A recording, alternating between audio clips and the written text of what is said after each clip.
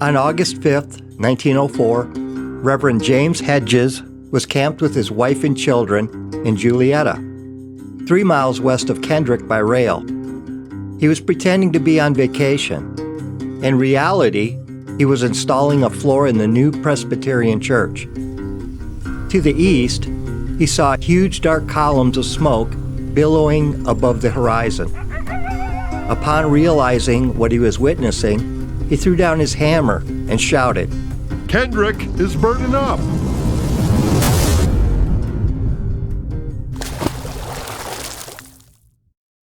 Kendrick's Main Street is oriented east and west, nearly as true as a compass needle. It is nestled at the bottom of the scenic Potlatch River Canyon between 2 pine, tamarack, and fir-covered hillsides with grass, green in early spring and brown thereafter. Reverend Hedges and the young man he was working with ran to the railroad, where they found a handcar that wasn't in use. When they reached the west end of Kendrick, the fierce heat and smoke prevented them from going farther. So they hurried up the north side of the hill to get a better look. Meanwhile, 8-year-old George, later to be known as Doc McKeever, was getting ready to meet his dad on the noon train in Kendrick. From our house, 2 miles out of town, we could see the black smoke rolling. The McKeever family's horse-drawn hack was being repaired at the blacksmith shop in town. So George and his brother rode one horse with harness, and his mother and sister another. The roar of stockpiled hay bursting into flames could be heard for miles. Smoke and ash were saturating the town's air as they approached. The entire business district was a, quote, blazing hell, unquote. From the canyon rim, young George and his family watched flames consume the town and their hack below. It was an infernal display of heat and flames. The canyon acted like a chimney through which the wind tore, driving the flames in resistless power until every business house, a few residences, and warehouses were totally consumed. Never did a fire make such a clean sweep. Never was a hotter day chosen for such a fire. The only thing that businessmen could do was to save their books and valuable papers. Reverend James Hedges. In the early 1900s, you could arrive in Kendrick to do business, dusty and dirty from a long horseback ride. With a stop at Beckwith's General Merchandise, you could outfit yourself with a new suit, hat, boots, and all the extras. You could then walk down the street for a bath, a shave, a haircut, and emerge a dignified, well-dressed businessman. Kendrick businesses had everything any household, farmer, miner, or tourist might need.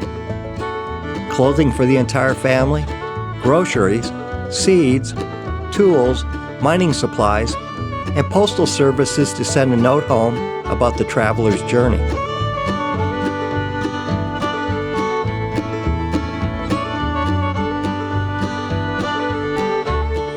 Kendrick had reached the peak of prosperity around the turn of the century. It was a marketplace for the surrounding communities to sell their grain and livestock. Since the Northern Pacific Railroad's arrival in 1891, they could also ship their products by rail from here. To further accommodate commerce at this regional hub, there was a tram in East Kendrick. It transported commodities and other items from the ridge to the canyon floor, and vice versa. There was also a stockyard. In 1900, the town's population was 490. By 1904, Kendrick had 5 churches, 5 secret society lodges, 2 hotels, over 40 businesses, a bank, an opera house, a telephone company, 2 newspapers, 220 students enrolled in the school with 4 teachers, livery stables, doctors, an attorney, 8 sawmills in the area, and even a photographer. The merchants' and citizens' excitement about a bright, lasting future had returned. However, events on that record-setting 105-degree day would soon erase their optimism. The sawdust floor of the Pacific Hotel Saloon, located just a block from the train depot, caught fire. It was about 10:45 on Friday morning. The townsfolk quickly responded with the hose cart. They hooked it up to the water main. However, there was no water. The reservoir had gone dry on Wednesday, just 2 days before the fire. Within 5 minutes, they realized the town was doomed.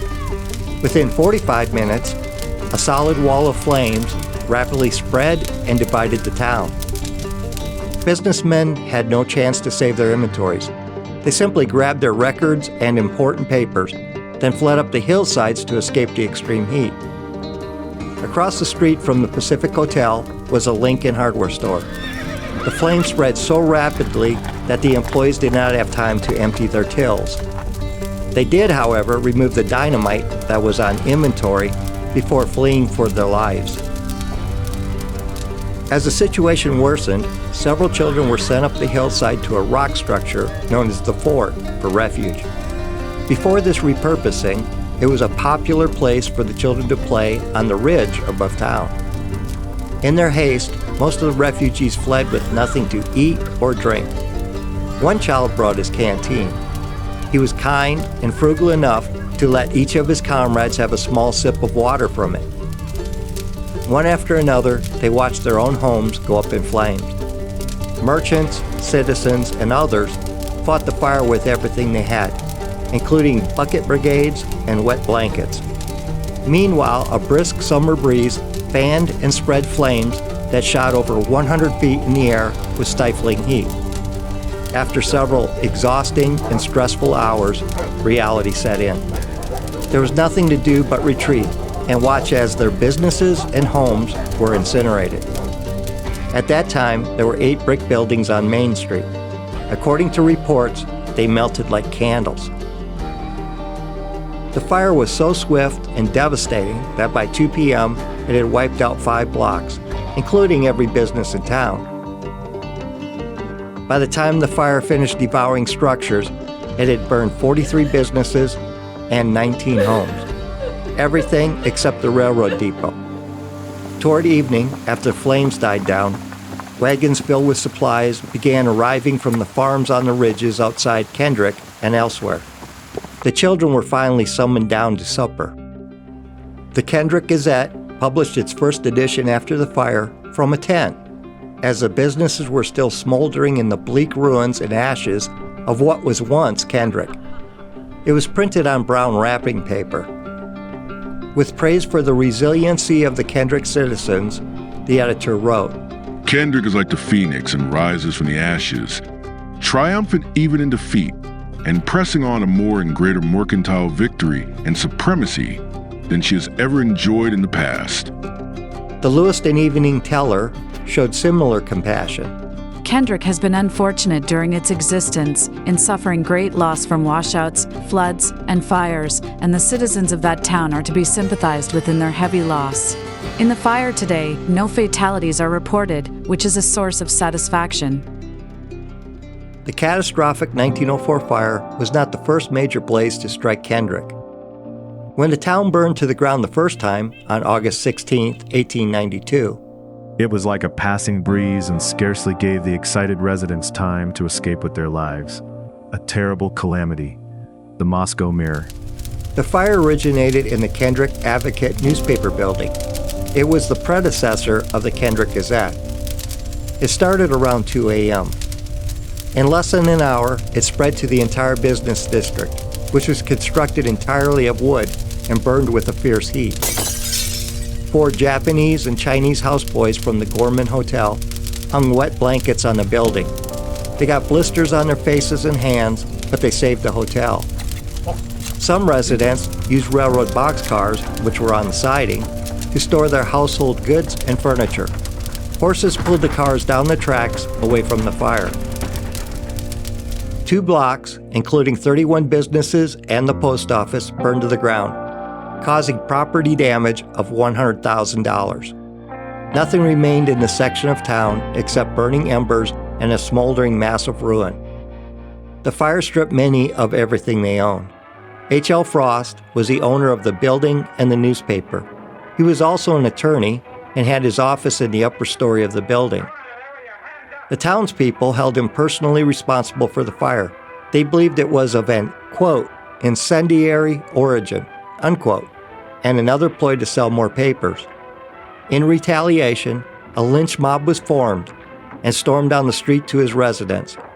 Frost fled to Moscow for safety, taking nothing with him, not even an overcoat.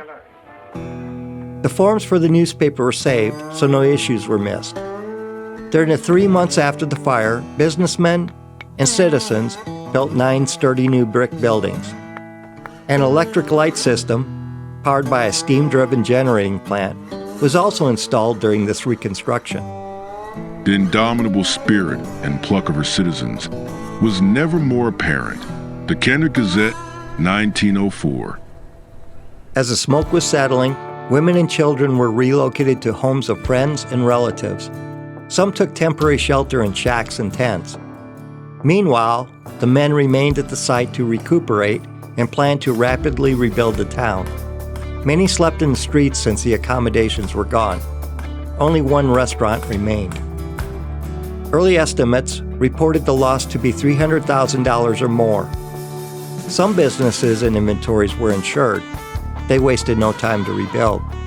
Within a week, many Kendrick merchants were back in business, working out of tents, temporary wooden shacks, churches, and homes. The Pacific Hotel was not as fortunate. It suffered $5,000 in damages and had no insurance. Margaret Miller Crocker, who had control over nearly all available hotel spaces in Kendrick at the time, did her best to continue by setting up a tent and conducting hotel business. The decision was made to not rebuild the St. Elmo Hotel, which once offered the finest lodging accommodations in Kendrick. Instead, it was decided to dedicate the land it and other adjacent businesses were on to the people of Kendrick in the form of a beautiful, enduring downtown city park, which exists today. George Barnum was among the merchants dedicated to seeing Kendrick restored to its previous glory. George borrowed enough tools from a farmer to begin rebuilding the town. He established a brick carpentry shop and, in the fall, purchased a local lumber yard. George founded Barnum Lumber and Construction Company and installed a planer mill on Railroad Street. He acquired his lumber from 8 local mills. Despite his immense ambition, the role his lumber played in the reconstruction was severely limited by the Kendrick Town Council's actions. Following the second fire-caused catastrophe in just 12 years, the Town Council passed an ordinance that requires buildings in the business district to be constructed of brick. In addition, there must be firewalls between the structures to protect each business. Most of the buildings on Kendrick's Main Street today were constructed after the 1904 fire. Within 1 year, 20 brick buildings were erected. Bricks in the Temple Building and the Credit Union Building are pinkish in color.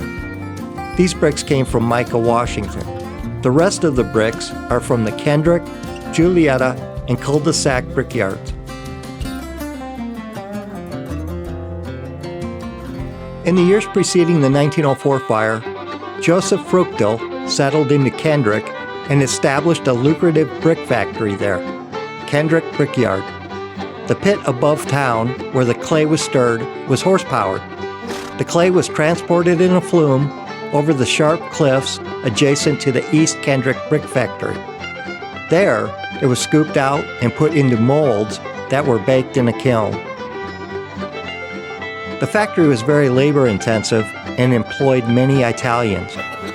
There were 70 Italian men living in the Little Italy portion of Kendrick in 1900. This area is now the site of the Kendrick High School football field. The plant shipped 100,000 bricks per month by rail and accommodated the local needs. As the brickyard prospered, Joe added more modern equipment. Times were prosperous indeed. In December 1903, his second wife, Lily Maud, wrote to her brother, Joe is well and is hard at work and has loaded on cars and shipped 94,000 bricks in less than a month and has 256,000 to load yet and a kiln yet to burn. He gets $8.75 per thousand. This good fortune, however, received a near-fatal blow in 1904 when Joe's factory burned to the ground with the business district. For the good of all, banker Martin Thomas loaned Joe the capital to rebuild. The factory quickly recovered as local bricks were in high demand for most of the town's reconstruction. The new brick building and firewall ordinance was likely a factor as well. By 1909, Kendrick Brickyard manufactured 3 million bricks per year and employed 25 men. They produced the common and steam-dried bricks, as well as steam-pressed bricks. The factory also made soft bricks, fired in wood furnaces, which were used to comply with the firewall ordinance. Word spread about Joe's use of modern equipment and methods and the high quality of his products. About 1912, the University of Idaho awarded Joe their brick contract for planned university construction. When the university claimed the railroad shipment had small rock particles in it and refused to pay, it bankrupted the Kendrick Brickyard and forced it to close in about 1913. Perhaps the brickyard would still exist today if Joe hadn't changed clay pits before getting the university contract. In the aftermath, Joe and his family moved to Teakin for the next 20 years to operate a sawmill with his cousin, Frank Whitman. Kendrick Brickyard and Joe are gone.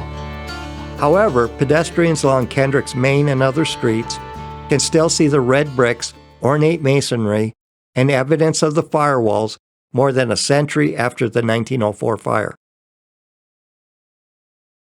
Significant sections of Kendrick burned to the ground twice, 1892 and 1904. They were rebuilt each time. The fires claimed material goods, but they couldn't steal the community's faith and fortitude.